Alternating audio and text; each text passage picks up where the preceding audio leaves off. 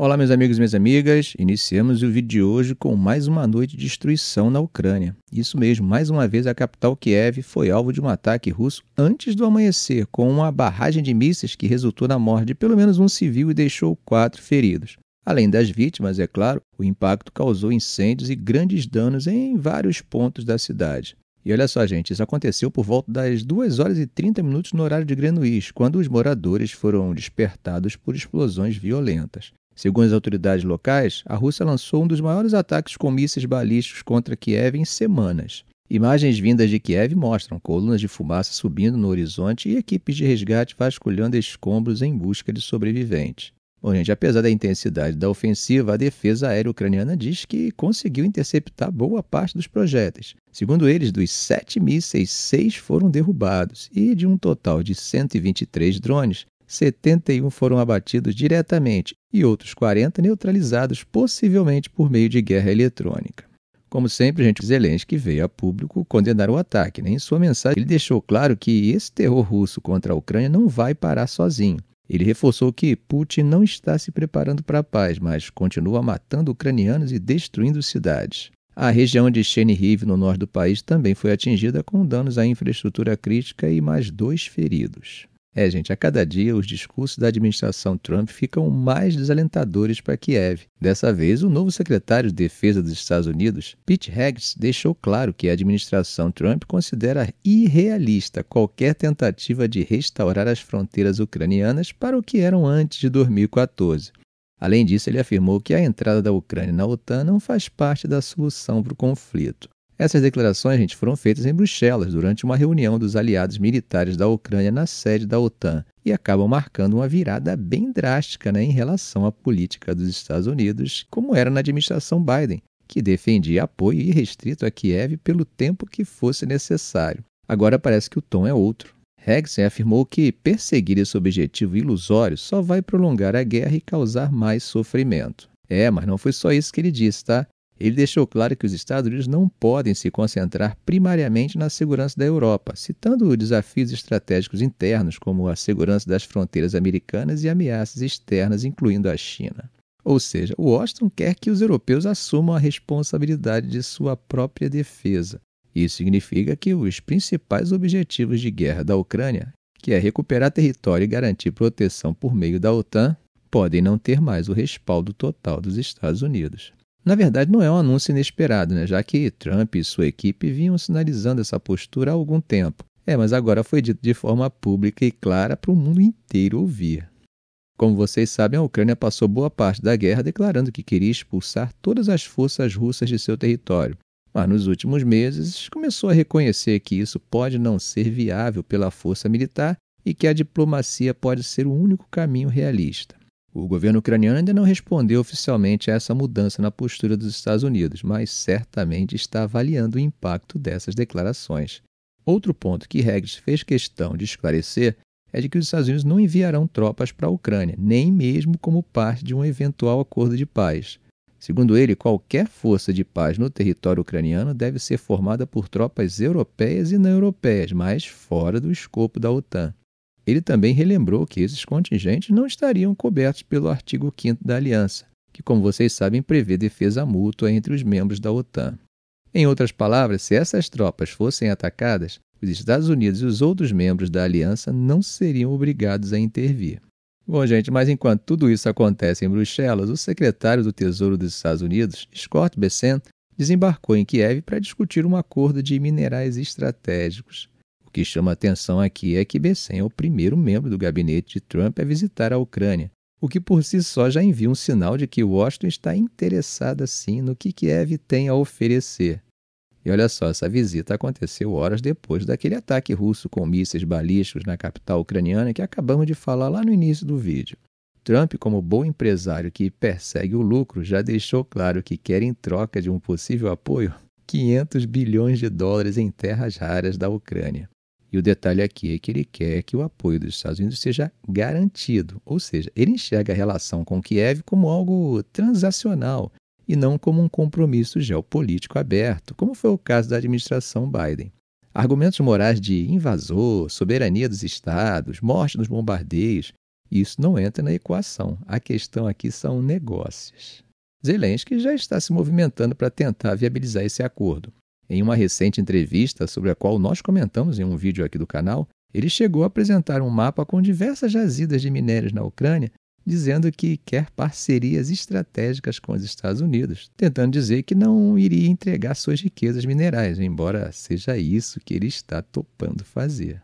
E essa visita de Bessem vem exatamente para discutir os detalhes desse acordo, que, segundo fontes americanas, também pode incluir energéticos e ativos estatais ucranianos. Parte desse acordo, inclusive, pode envolver o uso dos enormes depósitos subterrâneos da Ucrânia para armazenar gás natural americano destinado ao mercado europeu. Gente, isso criaria um novo eixo energético entre os Estados Unidos e a Europa, o que acabaria reduzindo a dependência do continente em relação ao gás russo.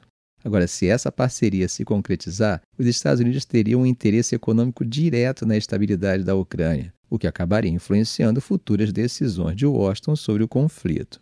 E claro, para Kiev, qualquer iniciativa que garanta um compromisso americano a longo prazo é um alívio. O problema é que eu acho que Putin não iria gostar muito disso, ou seja, ele poderia ampliar suas ambições territoriais na Ucrânia. Além disso, mais para o fim da semana, Zelensky deve se encontrar com o vice-presidente americano J.D. Vance na Conferência de Segurança de Munique. Esse evento contará também com a presença de Kate Kellogg, enviada especial de Trump para a Rússia e Ucrânia, o que pode ser um termômetro importante das intenções do governo dos Estados Unidos. Mudando de assunto, vamos falar de um tema que talvez não esteja no seu radar, mas que está mexendo com o equilíbrio de poder global: a presença crescente da China na corrida espacial africana. E olha, gente, isso não é só sobre ciência e tecnologia, tá? É também sobre influência, estratégia e até mesmo segurança global. Bom, no Egito, um laboratório de última geração foi inaugurado para fabricar satélites, algo inédito na África. Mas quando a gente olha mais de perto, o que era para ser um avanço africano acaba parecendo mais um projeto chinês disfarçado. Você entra na fábrica e o que encontra? Equipamentos vindos direto da China, cientistas chineses operando os sistemas e até uma bandeira chinesa na parede. O primeiro satélite montado nessa planta foi anunciado como o primeiro satélite africano. E essa movimentação da China não para por aí. O país já tem 23 acordos espaciais com países africanos, financiando satélites, estações de rastreamento e até um projeto para uma futura base na Lua com o Egito, África do Sul e Senegal. Isso, é claro, coloca a China numa posição estratégica para coletar dados, imagens e garantir presença permanente nessas instalações. Bom, oficialmente Pequim diz que quer ajudar os países africanos a desenvolverem seus programas espaciais. Mas, gente, como sempre falamos no canal, a relação entre os estados não é de amizade, mas de interesses. É o que a teoria realista das relações internacionais nos ensina. Ou seja, a China, assim como qualquer estado que conseguisse essa oportunidade, iria querer mais do que dar em troca. Acabamos de ver a situação dos 500 bilhões do Trump em minérios raros. A diferença é que um falou com todas as letras, outros são mais sutis, dissimulados, Nesse caso da China, além do acesso a dados e imagens dos satélites, o país mantém técnicos e cientistas trabalhando diretamente nessas instalações, ou seja, presença chinesa constante nesses países. Os equipamentos que a China fornece para esses países têm um uso duplo, tanto civil quanto militar. Estações de rastreamento de satélites, por exemplo, podem ser usadas para prever quando um satélite militar dos Estados Unidos vai passar por determinada região. Em uma guerra, isso pode significar um ataque coordenado para derrubar satélites inimigos e desorganizar comunicações militares. Bom, enquanto a China investe pesado em infraestrutura espacial na África, os Estados Unidos estão cortando investimentos em projetos desse tipo. O governo Trump tem apostado mais em fortalecer a presença militar no espaço. Inclusive, foi ele quem criou a Força Espacial dos Estados Unidos. E ele está investindo mais nisso do que em construir parcerias com países emergentes. Além disso, Elon Musk, que tem uma relação próxima com Trump, está influenciando cortes no orçamento da USAID, que é uma das principais ferramentas da diplomacia dos Estados Unidos. Isso significa que, enquanto a China chega nesses países com tecnologia e dinheiro, os Estados Unidos estão perdendo espaço, destruindo ferramentas de soft power. E olha, tem países africanos que já perceberam isso, hein? Tem gente dizendo que os Estados Unidos tiveram décadas para investir nos programas espaciais da África e nunca o fizeram. Agora a China apareceu e está ajudando. Agora, por que não aceitar? Ou seja, não se trata só de ciência, mas de quem está disposto a investir e criar laços estratégicos. A gente está assistindo em tempo real a uma nova corrida espacial, mas agora em uma pegada geopolítica muito mais intensa. Os Estados Unidos têm um programa ambicioso para a Lua e Marte, enquanto a China está formando um bloco de aliados para o seu próprio projeto lunar. E no meio disso tudo, a África se tornou um terreno de disputa. Bom, da China para a Coreia do Norte, gente, Pyongyang resolveu se manifestar contra aquela proposta de Trump de tomar o controle de Gaza, remover os palestinos e transformar a região em uma espécie de Riviera do Oriente Médio. Nós comentamos nos vídeos anteriores. Publicou um comunicado chamando essa ideia de roubo descarado, dizendo que ela esmaga qualquer esperança de paz para os palestinos e que o mundo inteiro está em choque. E olha só a expressão que eles usaram. O mundo está fervendo como um caldeirão de mingau. Sim, essa foi a metáfora escolhida por Pyongyang. Na minha humilde opinião, eu acho que se ele quisesse comunicar uma mensagem para o Ocidente, ele precisava procurar uma metáfora mais alinhada com a cultura ocidental.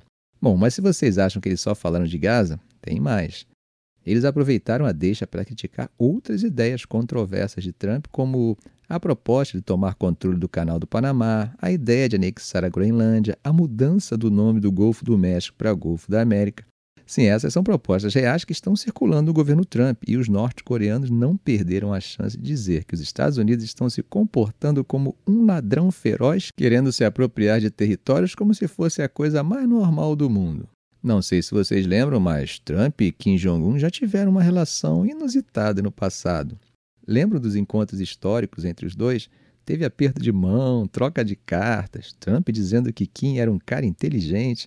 Mas agora no segundo mandato de Trump, a Coreia do Norte está ignorando ele quase que completamente. A única coisa que fazem é atacar os Estados Unidos, mas sem nem mencionar Trump diretamente. E outra, Pyongyang tem sido uma das vozes mais críticas contra Israel e os Estados Unidos no conflito de Gaza. Ele já declarou abertamente que vê Washington como um cúmplice da violência na região. Agora a questão é, essa resposta da Coreia do Norte é só um ataque retórico ou pode ser um sinal de que as tensões vão aumentar? Será que Kim Jong-un ainda vê Trump como um possível parceiro? Ou essa relação já azedou de vez? Ficamos por aqui. Se esse vídeo foi útil a você, faça um comentário, compartilhe em suas redes sociais, dê um like. E é claro, se ainda não for inscrito, inscreva-se no canal e ative o sininho para não perder os próximos vídeos.